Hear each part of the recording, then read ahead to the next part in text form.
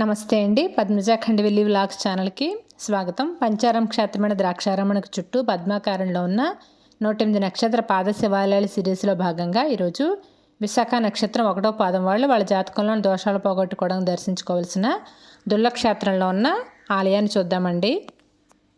ద్రాక్షారామ క్షేత్రానికి వాయువు దిశగా సుమారు ఒక 28 కిలోమీటర్ల దూరంలో ఈ దుర్లక్షేత్రం ఉంటుంది. మండపేట ఏడిద కడియన్ రోడ్డు మార్గంలో ఈ గ్రామం ఉంటుంది. ఒకప్పుడు ఈ గ్రామాన్ని దూర్వాసపురంగా పిలిచేవారు. అగస్త్య మహర్షి వాతాపి అనే ఒక బ్రహ్మరాక్షసుని సంహరించారనమాట.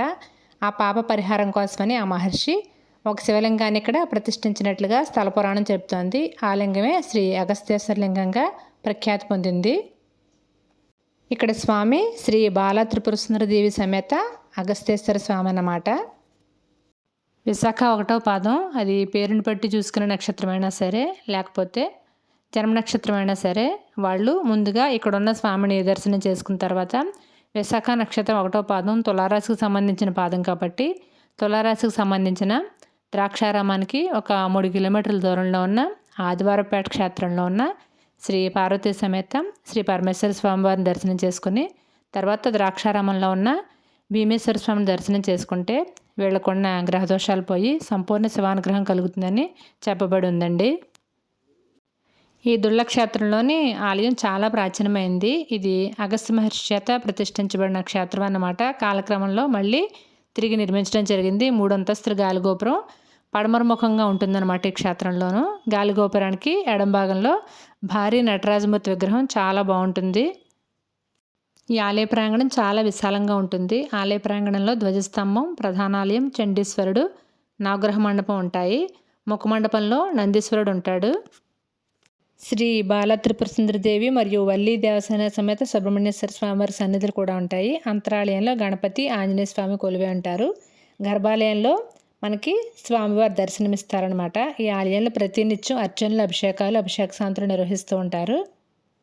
ఇక్కడ ఆలయంలో స్వామివారి కళ్యాణం మాఘ బహుళ ఏకాదశి నాడు జరుగుతుంది. ఆలయంలో కార్తీక మాసంలో విశేషమైన పూజలు జరుగుతూ ఉంటాయి.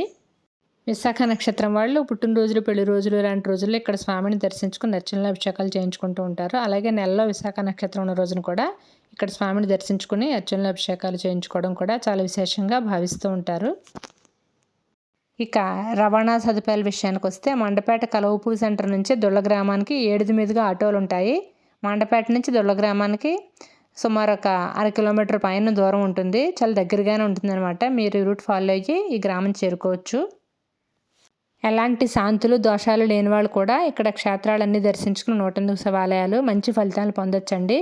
కాకపోతే ఏ నక్షత్రం వాళ్ళు ఆ నక్షత్ర శివాలయాన్ని దర్శించుకోవడం వల్ల వాళ్ళకి ఇంకా మంచి ఫలితం ఉంటుంది. ఈ 108 శివాలయాలనే భీమసభ అంటారండి. భీమసభ వీడియో మన ఛానల్లో ఉంది. నేను వీడియో పైన ఐకార్డ్స్లో పెడుతున్నాను. ఐకార్డ్స్ అంటే వీడియోకి పైన కనిపిస్తుంది అనమాట. అక్కడ క్లిక్ చేస్తే మీకు ఆ వీడియో ఓపెన్ అవుతుంది. తప్పకుండా చూడండి.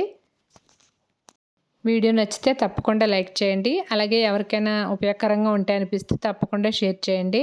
మళ్ళీ రేపు సాయంత్రం మరో నక్షత్రపాద శివాలయం వీడియోతో మీ ముందుకు వస్తానండి. నమస్తే.